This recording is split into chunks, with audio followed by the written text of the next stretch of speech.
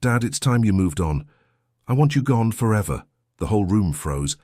Then his wife handed him a document, already signed. My son didn't just shame me in front of neighbors and kin. He filed a guardianship petition behind my back to steal my house, my name, my life. They planned it down to the minute while I was still holding his birthday cake. But the next morning, fate misfired. A letter meant for him landed in my mailbox. That's when I realized he underestimated the one thing I never forgot how to keep: records. 30 years of them, labeled, dated, weaponized, and now he's about to learn what a senile old man can do with paper. My name is Franklin Marlowe, and I'm 75 years old. Each morning I sit at my kitchen table watching dawn break over the garden my late wife Margaret once tended. The quiet in this house rings louder since she passed, broken only by my kettle's thin whistle at first light. My son Michael, who I raised with calloused hands and overtime shifts, has grown distant these past months. His wife Jessica's whispered conversations with him stop when I enter the room, and our warm Sunday dinners have cooled to polite small talk. What they don't know is that I've kept every receipt, every bank statement, every bill payment in labeled boxes. 30 years of meticulous records stacked in my hall closet. Something's brewing behind Michael's birthday celebration plans, a storm I can feel in my bones. But let me start from the beginning. You know that feeling when your whole world shifts in a heartbeat? When words hit you like a physical blow and suddenly everything you thought you knew turns inside out? Well, I do. It happened at Michael's birthday party, of all places. The living room was packed with familiar faces. Neighbors we'd known for decades, cousins who'd driven in from 3 states away. Michael's kids, my grandchildren, were darting around the coffee table playing some game involving trading cards I couldn't quite follow.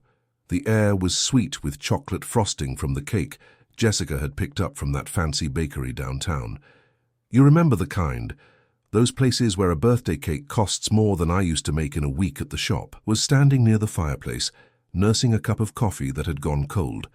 When Michael cleared his throat and tapped his glass with a spoon, the chatter died down and everyone turned to look at him. He stood there, tall and confident in that blue sweater Margaret had given him 2 Christmases before she passed, and something in his smile made my stomach clench. "Thanks everyone for coming," he said, his voice carrying that smooth tone he uses in his corporate presentations. Then he turned to face me directly. "Dad, there's something I need to say." The room went quiet, that heavy kind of quiet that feels like a weight on your chest. Michael's smile stretched a little too wide, stayed a little too long. "Dad, it's time you moved on. I want you gone forever." Have you ever had all the air sucked out of a room at once? That's what it felt like. The words hung there. Impossible to unhear, impossible to mistake. My face burned hot enough to light a match, and for a moment, all I could see was Margaret's garden, the way she used to kneel in the dirt with her old straw hat tipped against the sun. Jessica stood behind Michael, arms folded across her chest, watching me with this look of, what would you call it, pity? Satisfaction? The neighbors who'd known me for 30 years suddenly found their napkins fascinating. Mrs. Henderson, who'd brought me casseroles for weeks after Margaret died, whispered something behind her hand to her husband. I forced my lips into what must have been the brittlest smile in history. Waited for the punchline, waited for someone to laugh and say it was all a joke. But Michael just kept going, his voice taking on that gentle tone managers use when they're letting someone go. "We've talked about this, Dad. The retirement home has excellent facilities. It's really for the best. You'll be well taken care of there." My hands started trembling so bad I had to set down my plate before I dropped it. The coffee cup clinked against the saucer like a tiny bell announcing my shame. Around us, conversation slowly picked up again, but it wasn't real talk, just noise to fill the void. Like static on an old radio, meaningless and grating. I counted my breaths the way Margaret taught me. During my heart scare 5 years back. In for 4, hold for 4, out for 4. Don't make a scene, don't give them the satisfaction. I straightened my spine, the same way I did when I faced down the bank manager during the recession of '82, and headed for the door. The smoke from the birthday candles was thinning out, drifting through the air like lost things looking for home. Behind me, someone muttered something that sounded final as a judge's gavel. It's about time someone said it. I stepped out into the night air, and let me tell you something. I've never felt more alone than I did walking down that driveway where I'd taught Michael to ride his bike 35 years ago. The night wrapped around me like an old coat that didn't quite fit anymore. Porch lights from the neighbors' houses blurred together as I walked, little halos of yellow that reminded me of the time Michael got sick with fever, and Margaret insisted on leaving every light burning until his temperature broke. Puddles of spilled punch on the asphalt caught the streetlights, making tiny moons that winked at me with each step. You know what's funny? For 3 years, I'd had a key to Michael's guest room. "Always a place for you, Dad," he used to say. Never had to ask for it. It just appeared in my jacket pocket every time I visited. Tonight, though, tonight, that key might as well have been on the moon. And I'll tell you something else. I'd have slept in my car before I'd have begged for it. The rental I'd taken after selling the house wasn't much, just a 2-bedroom place with walls thin enough to hear the neighbor's TV through them. But it was mine, or as mine as anything can be when you're paying month to month. I fumbled with the lock, my hands still not quite steady, and pushed open the door to darkness.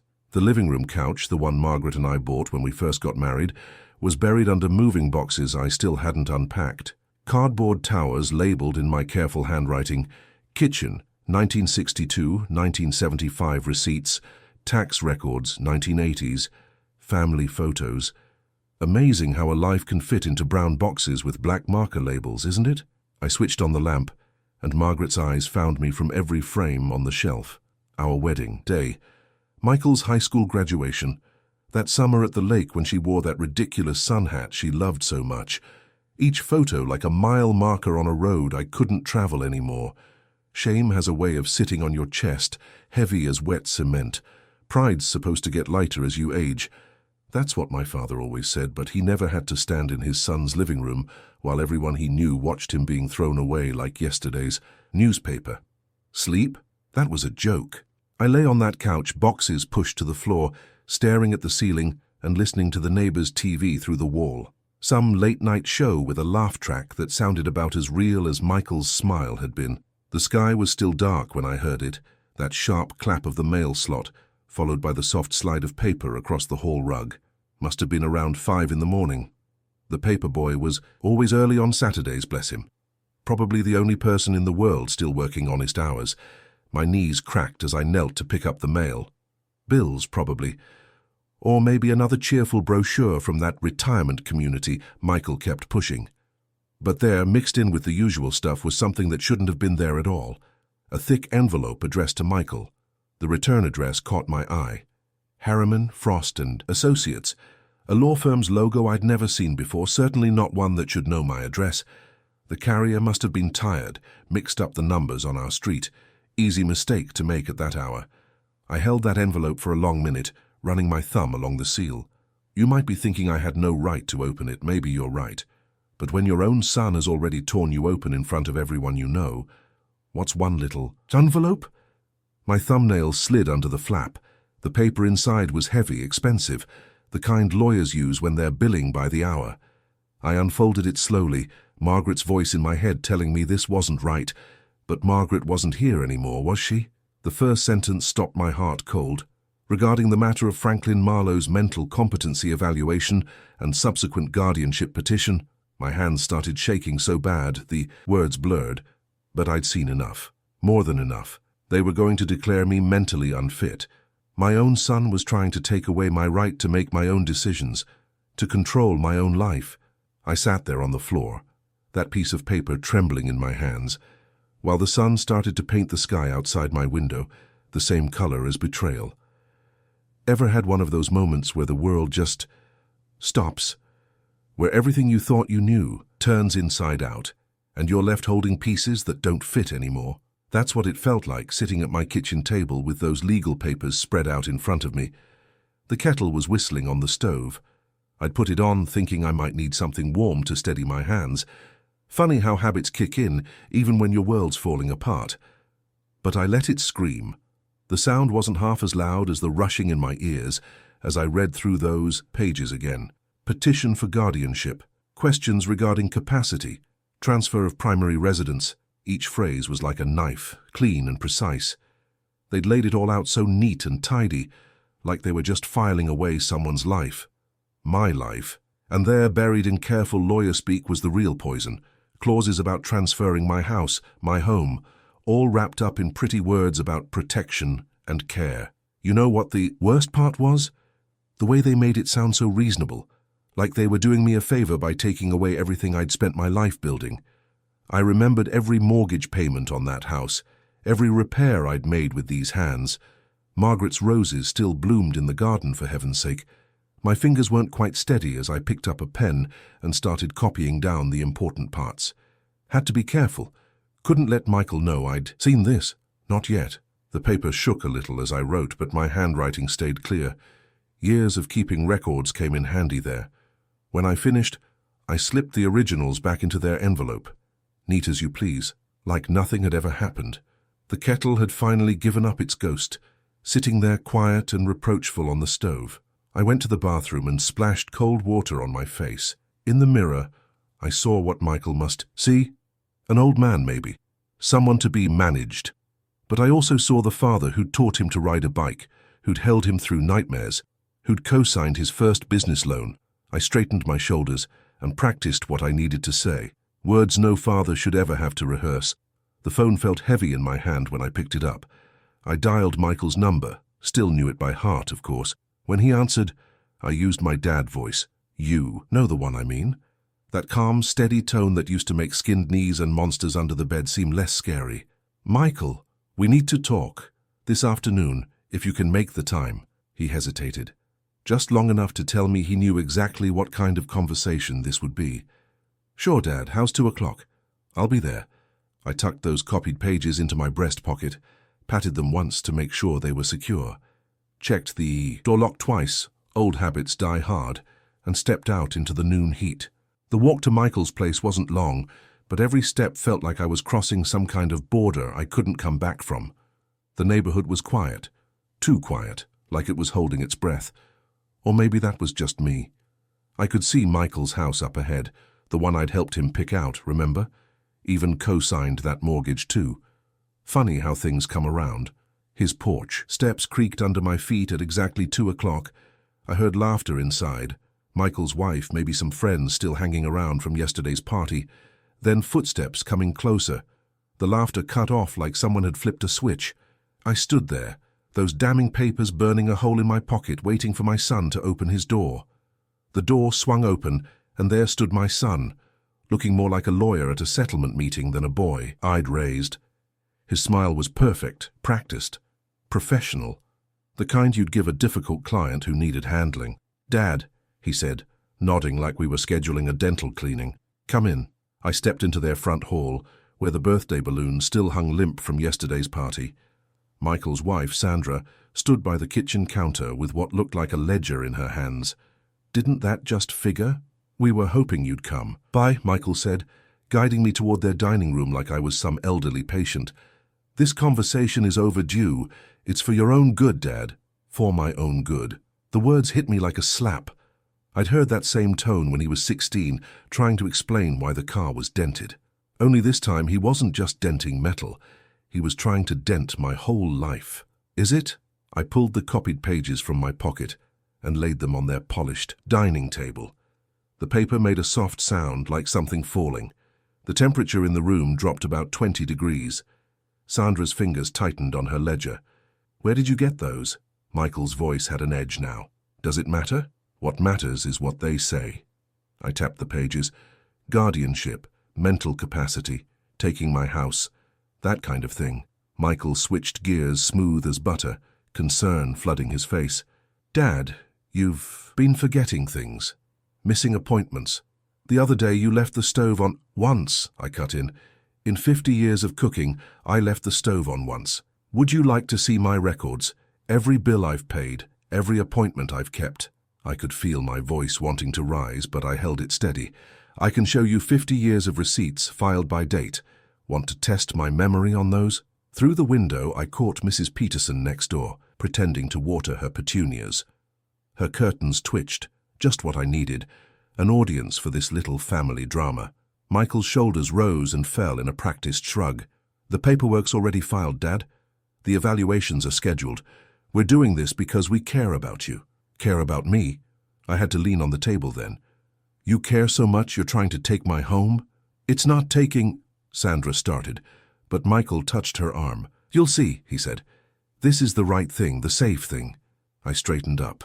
The room felt too small, too warm. If I stayed much longer, I might do something we'd both regret.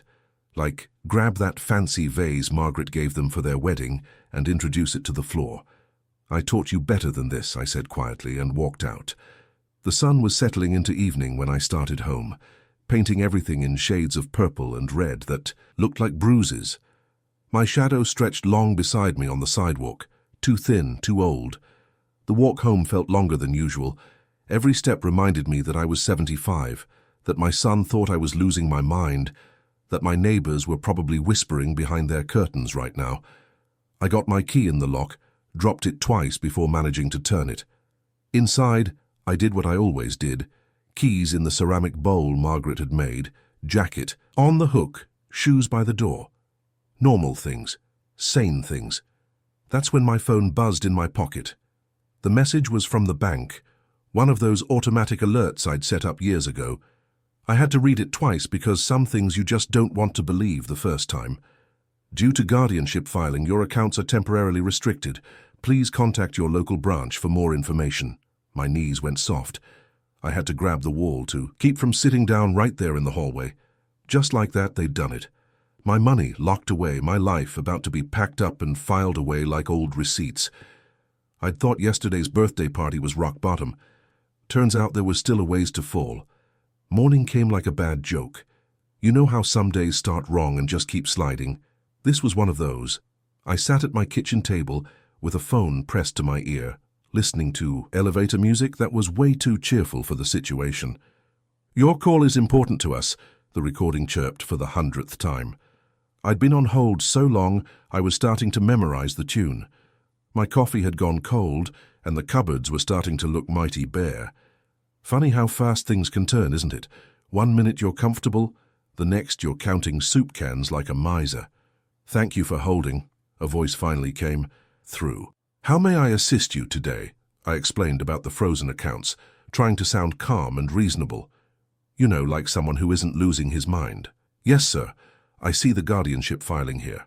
I'm sorry, but until this is resolved, we can't. But these are my accounts, I cut in. My money. I understand, sir, but our hands are tied. I glanced at the pile of bills on the table.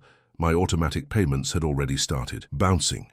Utilities, insurance, everything I'd carefully set up to run like clockwork. Even my prescription refills were waiting at the pharmacy, held hostage by a card that now declined. When the bank lady finished explaining all the things she couldn't do, I hung up and just sat there. The silence in the house felt heavy, like it was pressing down on my shoulders. Remember those old pressure cookers Margaret used to use? The kind that would build up steam until the little valve started dancing? That's how my head felt. I needed someone to talk to. Someone who knew me, really knew me. Harold came to mind. We'd been friends for 40 years, shared beers and backyard barbecues, watched our kids grow up together. He'd know I wasn't losing it. The walk to Harold's place brought back memories of better days. Remember when neighbors actually spent time together? When front porches weren't just for show? Harold was out front pruning his roses. Margaret's influence, that was. She'd gotten half the street into gardening. Frank! He waved, but something was off in his smile. Haven't seen you since, well, you know, since Michael's birthday disaster. Yeah, I knew. We sat on his porch and I laid it all out. The guardianship filing, the frozen accounts, everything. Harold listened, nodding, but his eyes kept sliding away from mine. Look, Frank, he said finally, shifting in his chair. Maybe Michael knows best. He's just trying to look out for you. The words hit like ice water. Even Harold, my oldest friend, was buying into it. You think I'm losing it too? My voice came out rougher than I meant it to. No, he backpedaled, but the damage was done. It's just, well, you're not as young as you used to be. I left Harold's with my ears ringing, stopping at the corner store for more soup. Felt like I was smuggling it home, ridiculous as that sounds. Back at the rental, I found a certified letter waiting. The court hearing date stared up at me in cold black type. 60 days from today. 2 months. The ticking started in my head right then. Tick, tick, tick, like a metronome counting down. I pulled out Margaret's old fountain pen, the one I'd given her on our 20th anniversary, and started sketching out a timeline on the back of an envelope. Every step had to prove I was competent, and I had to do it before the money ran out completely. Then I went to the hall closet and started pulling out boxes. Tax returns going back decades, pension statements, mortgage receipts. All filed away neat as you please because Margaret had taught me well. Paper remembers what people forget, she used to say. I lined those boxes up on the dining table like soldiers at inspection. Each one labeled, dated, ready to fight. Made a list of calls for morning. Lawyers, financial advisors, anyone who might help. Set my alarm for 6. Not that I needed it. Sleep wasn't coming easy these days. I lay there in the dark, listening to the clock on the wall. Tick, tick, tick. Each second marching me closer to that hearing date, to the moment when I'd have to prove to strangers that my mind was still my own. The next morning I started making calls before the coffee finished brewing. You ever notice how lawyers' receptionists all sound the same? That practiced sympathy when they quote numbers that make your stomach drop? Our retainer starts at 5,000, Mr. Marlowe. I jotted the figure down next to 3 others, all hovering around the same altitude. Might as well have been asking for the moon. My emergency fund was draining faster than a bathtub, with the plug pulled, and these folks wanted more than I had left. And of course, we'll need a capacity evaluation before proceeding, the 4th receptionist added, her voice honey-sweet.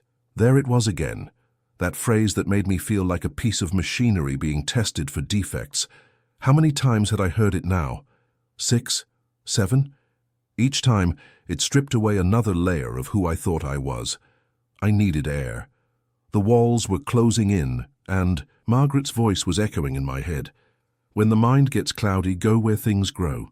So I walked to Henderson's Garden Centre, the same place we'd bought our plants from for 30 years. The rose section pulled me in like a magnet. I stood there fingering the price tags, doing math I already knew wouldn't work. The bed Margaret had loved was probably sprouting weeds by now. She'd be heartbroken to see it. "Can I help you find anything?" asked one of the staff. I shook my head, letting go of a tag for a peace rose that would have been perfect. "Just looking," I said, but what I meant was just remembering. Back home, I pulled another can of soup from the cupboard. Didn't even bother heating it up. Every kilowatt counted now. The cold chunks of potato and carrot tasted like defeat, but I'd eaten worse during leaner years. At least that's what I told myself.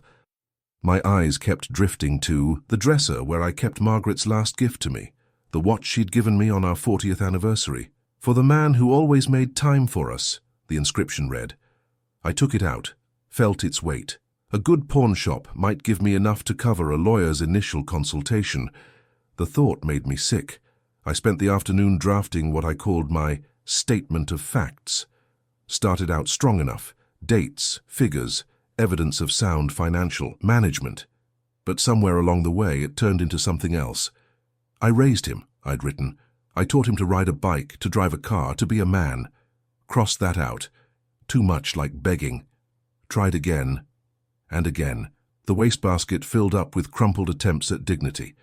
Ever catch yourself practicing facial expressions in the mirror? I stood there working on what I called my competency face. Shoulders back, chin up, eyes clear. But the man staring back at me looked tired, worn down, maybe even a little confused, just like Michael probably described me to his lawyers. As evening settled in, I opened the windows to let the cooling air circulate. Cheaper than running the AC. The house creaked and settled around me, familiar sounds that had become a kind of conversation over the years. I found myself talking back for the first time. "I might not be able to keep you," said to the empty rooms. "I might not be strong enough this time." The statement, the final version, sat on my desk, ready to be copied tomorrow. I'd managed to keep it factual, professional. No mention of betrayal or broken hearts. No hint of how much it hurt. I killed the lights to save on the electric bill and sat in the dark. That's when it came. The thought I'd been pushing away all day. The one that burned worse than any other. Maybe Michael was right. Maybe I was just a stubborn old man who couldn't see what everyone else could. Maybe fighting this was proof that I needed exactly what he was trying to force on me. The worst part? I was starting to believe it. The knock came at 8:15 the next morning. 3 sharp raps that meant business, not politeness. I hadn't even finished my first cup of coffee. Wasn't expecting anyone, truth be told. These days, Unexpected visitors usually meant more bad news. When I opened the door, I almost didn't recognize him.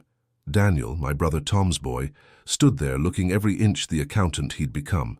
Last time I'd seen him was at Tom's funeral. What, 5 years back? He'd filled out some, gained a few silver threads at the temples, but those eyes were still pure Tom, steady and sure. "Uncle Frank," he said, clutching a leather binder to his chest like it held secrets. "Been hearing things. Thought I should stop by." I felt my throat tighten. Word travels fast in families, doesn't it? Even the scattered ones. "Come in," I managed.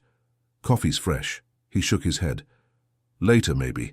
First, I need to see the papers. All of them." Something in his tone made me stand straighter. I cleared off the kitchen table, pushing aside yesterday's soup can and those failed drafts of my statement, spread out everything I had. The legal notices, bank freezes, that damned guardianship filing. Even pulled out the box of records I'd been collecting since this started. Daniel sat down and started going through them with the kind of patience that reminded me of watching a hunter track prey. No rushed movements, no wasted energy, just careful, deliberate focus. His finger would stop occasionally, tap twice, then move on. He'd make small sounds, little hms and ahs that probably meant something to him but left me hanging. "Got your online banking login?" he asked after about 20 minutes. I nodded, reached for the old notebook where I kept such things. Margaret had always teased me about that book, called it my secret diary, but I never trusted computers to remember what matters. Daniel typed faster than I could follow, his eyes scanning screens I couldn't see from my angle. Then he stopped, went back, typed some more. The frown that formed on his face wasn't the confused kind. It was the kind that meant he'd found something. "Look at this," he said, turning the laptop so I could see. "These transfers here, labeled family support, they're coming out of your pension account." My hands wanted to shake, but I kept them still. "Those aren't mine." "No," Daniel agreed, already scribbling on a legal pad. "They're automated withdrawals, set up to trigger every other Friday." He drew arrows connecting dates. "And look here, same amounts showing up in Michael's personal account less than an hour later." The anger came up hot and fast like bile. But I've learned that rage is a luxury old men can't afford, so I did what I always do. Let it sink into my bones where it can fuel something useful instead. Daniel kept writing, his arrows forming a map of betrayal across the yellow paper. "This is good," he said, which struck me as odd until he explained. "Good because it's clear, clean, the kind of evidence judges like. Dates, amounts, patterns." He outlined his plan while I finally got around to pouring us both coffee. We'd document everything, trace every penny, build a response that would make the numbers tell their own story. No emotional appeals, no father-son drama. Just cold, hard facts that no amount of concerned son act could explain away. For the first time in weeks, I took a breath that felt like it reached all the way down. Having a plan does that, gives you back the air that worry steals. Daniel opened a new tab on his laptop, fingers hovering over the keys. Then he stopped, squinting at something on the screen. That hunter's look came back, sharper now. "Hold on," he said, leaning closer to the screen. "There's a new alert here." Daniel turned the laptop toward me. There it was in bold red letters. "Capacity hearing, 29 days. My stomach dropped. They'd moved it up by a month. "They're pushing hard," Daniel said, but his voice had that calm that comes from seeing the whole board. "Good, means they're worried. You ever notice how having the right person in your corner can turn fear into fuel?" I watched my nephew's fingers fly across the keyboard, setting up what he called our war room right there on my kitchen table. "We've got to move fast," he said, pulling out his phone. "I'm clearing my schedule. This is going to take every minute we can spare." The next morning started before the sun. I'd barely finished my first cup of coffee when Daniel arrived, carrying a scanner that looked like it belonged in an office. He set it up while I pulled out the labeled boxes, 30 years of statements, receipts, and records that Margaret had always teased me about keeping. "Your pack rat habits might just save us," Daniel said with a grin that was pure Tom. Made my chest ache a bit, seeing his father's smile like that. We fell into a rhythm. I'd feed papers into the scanner while Daniel worked his laptop magic, turning my life's paper trail into digital evidence. Every now and then he'd stop, make a note, draw another connection in what he called our money map. Look at this pattern, he'd say, pointing to his screen. These transfers started small, testing the waters. Then they got bolder. His finger traced across the dates. Right after Mom, after Margaret passed. That's when the big movements began. The betrayal still burned. But Daniel kept us focused on numbers instead of emotions. Judges don't want drama, he reminded me. They want facts they can verify. Around noon, he handed me a fresh legal pad. We need your statement. Clean, clear, no anger. Just what you saw, what you did, what you know. I wrote until my hand cramped, then rewrote it cleaner. Daniel helped me trim away anything that sounded like a father's broken heart. Save that for later, he said. Right now. We need your brain, not your pain. Ever practice being calm? It's harder than it looks. Daniel would throw questions at me, timing my answers. Too long, he'd say. They'll think you're confused. Or perfect. Stick to that phrasing. We worked on my responses until they were sharp as Margaret's garden shears. After 3 days of this, Daniel brought in the binders. Black, professional-looking things with tabs and page numbers that made my life look like a court exhibit. He loaded them carefully into his briefcase. One for the judge, one for Michael's lawyer, one for me. Ready? He asked.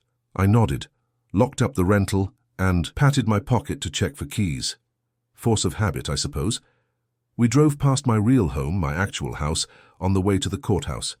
I couldn't help reaching out as we passed, touching the garden gate through the open window. Margaret's roses were all weeds now, but I could still smell her there, kneeling in the dirt with her wide-brimmed hat. The courthouse steps looked steeper than I remembered. Funny how things grow taller when you're dreading them. The afternoon sun had turned the stone white-hot, and I felt sweat prickling under my collar.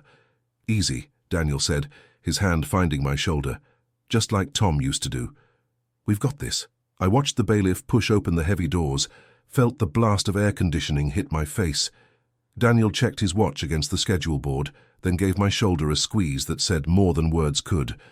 I took a deep breath, straightened my tie and nodded. Time to face the metal detector's beep and whatever waited beyond it. You know that moment when your whole life sits in someone else's hands? That's what it felt like in that courtroom, watching the judge settle into his chair while papers rustled and throats cleared. The air conditioning hummed overhead, but it didn't touch the heat crawling up my neck. Michael sat across the aisle with his lawyer, wearing that same smile he'd had at his birthday party, like he was doing everyone a favor just by being there. His wife perched behind him, notebook ready, as if she was taking minutes at another HOA meeting. Daniel touched my arm. Let them go first, he whispered. Watch how they play it. Michael's attorney stood up, all polish and preparation. He had that smooth way of talking that makes even poison sound like medicine. Your Honor, this is a simple matter of protecting a vulnerable senior citizen. He went on about my age, about cognitive decline and safety concerns. Made me sound like I was one missed step from disaster. Would you believe he actually brought up that time I'd left the kettle on? Made it sound like I was burning the house down instead of getting distracted by the mail carrier. You forget one thing, and suddenly you're incompetent. But then Daniel stood up, and I swear, the temperature in the room changed. He didn't raise his voice or wave his arms. He just started laying out his charts, clean, professional things that told our story in black and white. If I may direct your Honor's attention to Exhibit A, he said, sliding the first document forward. These are Mr. Marlowe's pension deposits, and here, he pointed to another chart, are the corresponding withdrawals, each one matching Mr. Michael Marlowe's pay schedule. The judge leaned forward, adjusting his glasses. I watched his finger trace those arrows Daniel had drawn, connecting dates and dollars like a map of betrayal. Over $50,000, Daniel continued, transferred without authorization. He kept his tone even, like he was discussing the weather instead of my son's theft. Michael's lawyer tried to interrupt, to steer things back to my declining capacity, but the judge held up her hand. I'd like to hear from Mr. Marlowe himself. That was my cue. I'd practiced this, rehearsed it with Daniel, until the words felt worn smooth as river stones. I stood, feeling every eye in the room. Your Honor, I started, just like we'd practiced. I've managed my own affairs for 75 years. I pulled out my receipt book, the one Margaret had given me decades ago. Every bill paid on time, every tax filed, every mortgage payment recorded. My voice stayed steady, thank God. The judge nodded, then asked about the pension arrangements. I explained the original setup, how I'd never authorized anyone else to access those funds. Daniel handed over the original documentation, crisp and clean in its plastic sleeve, bearing only my signature. You could have heard a pin drop when the judge leaned back in his chair. He looked at Michael, then at me, then back at those charts with their damning arrows. "This court," he said, each word falling like a hammer, "declines to grant guardianship." He paused, letting that sink in. "Furthermore, I'm ordering a full accounting of all transferred funds." The relief hit me so hard, my knees nearly buckled. Daniel's hand was there on my shoulder, keeping me upright as the clerk started stamping papers. We were gathering our things when Michael's phone went off. That sharp vibration, against the marble table, making everyone jump. I watched him check the screen, and for the first time since this all started, I saw real fear cross his face. "Compliance?" he whispered into the phone, forgetting to step into the hallway. His voice shook just enough for me to notice. I tucked the certified copy of the judge's order into my breast pocket, right next to my heart. The hallway noise washed over us as we pushed through the heavy doors, voices, footsteps, the squeak of dress shoes on polished floors. It sounded like freedom. The courtroom felt smaller than I expected, like someone's fancy living room done up in dark wood and green leather. Daniel and I sat at the table on the right, our binders lined up like soldiers at attention. I could feel Michael's confidence radiating from across the aisle, the kind that comes from thinking you've already won. You know what's funny about betrayal? How it changes the way you see familiar things. Michael's smile, the same one that used to warm my heart at Little League games, now looked about as genuine as a department store mannequin. "All rise," the bailiff called, and we stood as Judge Harrison entered.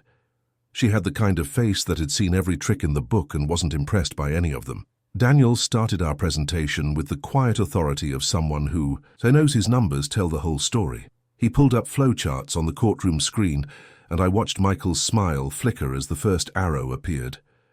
"Your Honor," Daniel said, tracing the line with his laser pointer, "we can demonstrate a clear pattern of unauthorized transfers from Mr. Marlowe's pension account to his son's personal accounts.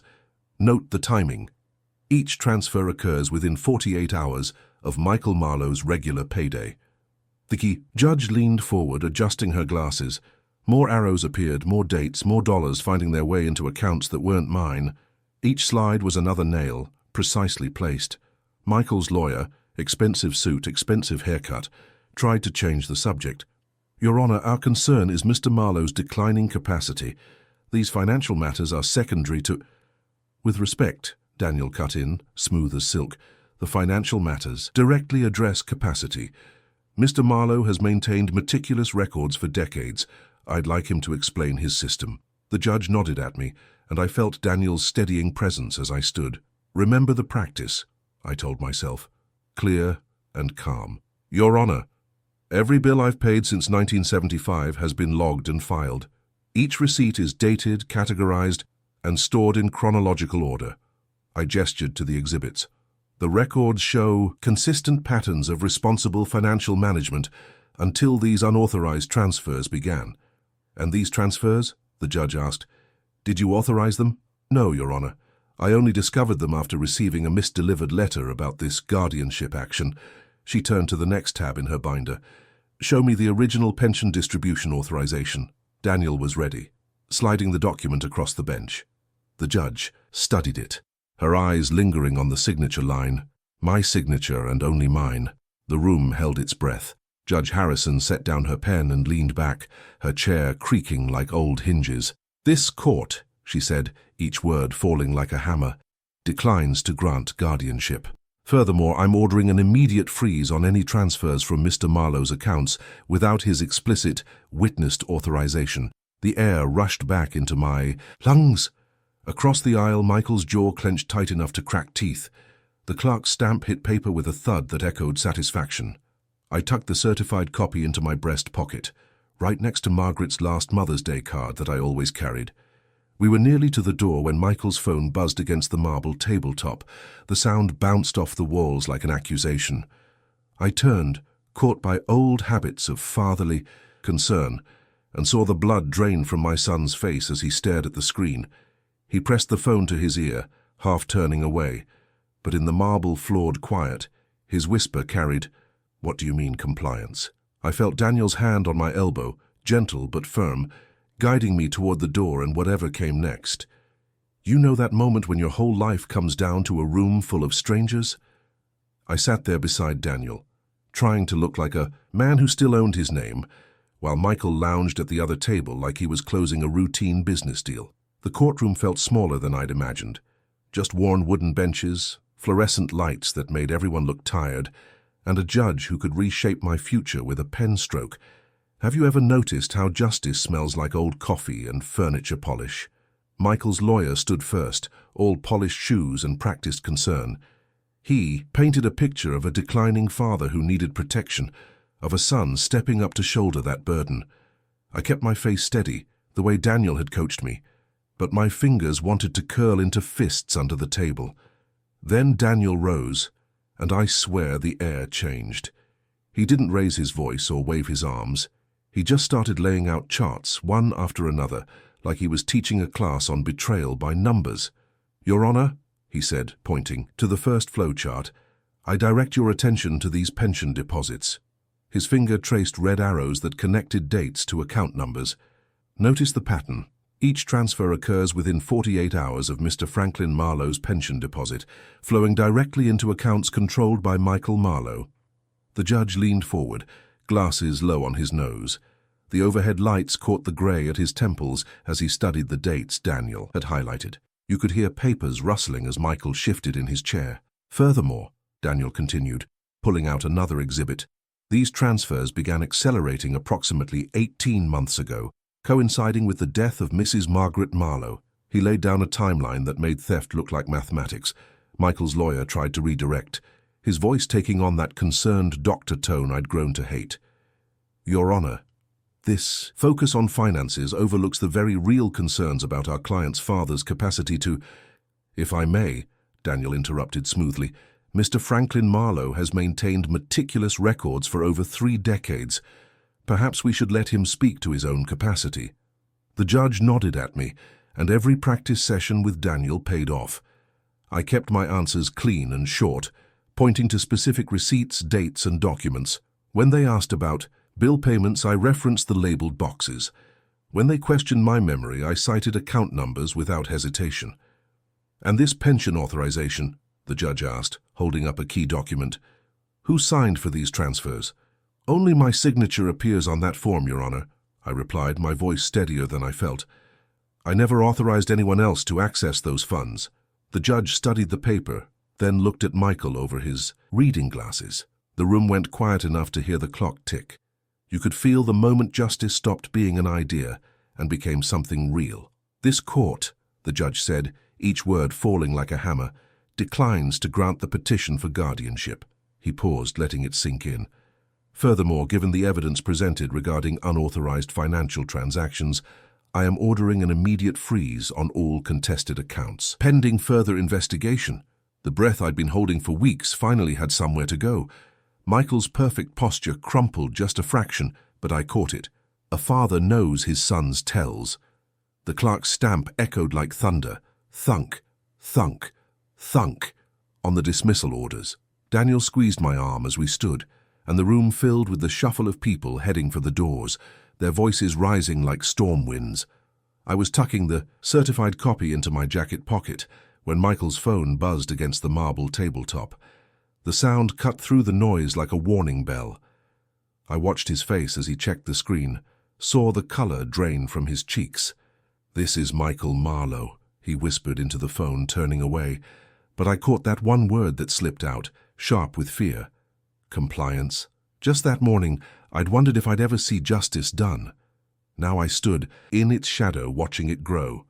2 envelopes landed on my kitchen table that morning, both with the kind of official letterhead that changes lives. You know the type. Crisp white paper that feels heavy in your hands, like it's carrying the weight of consequences. I opened the court letter first, my old fingers working carefully at the seal. The words jumped out clear as daylight. "Petition for guardianship dismissed with prejudice." I had to smile at that "with prejudice" part. In lawyer speak, that meant Michael couldn't try this particular trick again. The second envelope hit even harder. It was from Michael's company's ethics committee, and let me tell you, they didn't mince words.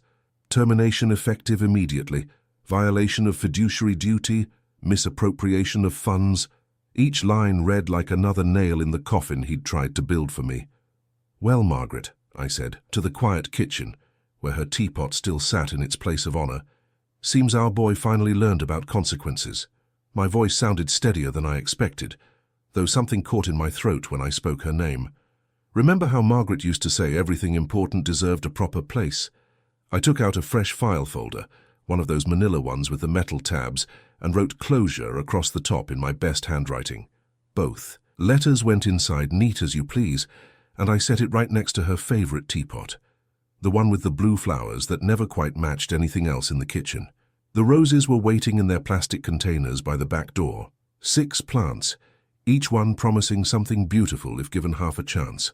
I carried them out to Margaret's garden bed, where her wooden ruler still rested against the shed wall. That ruler had seen 20 years of perfect plant spacing. Margaret wouldn't have it any other way.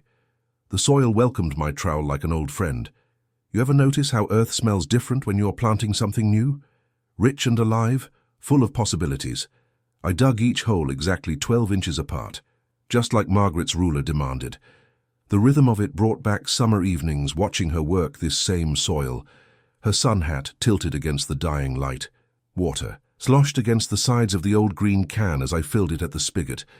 Had to make 2 trips to give each plant a proper drink. You can't rush these things, you know. The roses seemed to agree, their petals already perking up in the evening sun. I stepped back to take it all in. Pink ones on the left, red ones on the right, Margaret's favorite colors claiming back the corner of our world. The same corner Michael had tried to price and package away like it was just another asset in his spreadsheets. Looking at those flowers, something settled in my chest. Pride, maybe, but the clean kind. Not the sharp-edged pride that makes men do foolish things, but the quiet satisfaction of knowing who you are and what you stand for. The house behind me stood solid and true, just like the reputation I'd built it on. The last bit of soil needed smoothing, so I worked it level with my palms. Felt right to finish with my bare hands, connecting with what was mine by a right of character, not cleverness. I laid the trowel across the border stones Margaret had picked out years ago. It looked almost like a flag planted on reclaimed ground. The words came without thinking, soft but certain in the evening air. Respect is earned, not stolen. That's all the beats resolved in a tight, emotion-driven delivery that emphasizes both concrete details and symbolic resonance. The final moral delivers just as requested.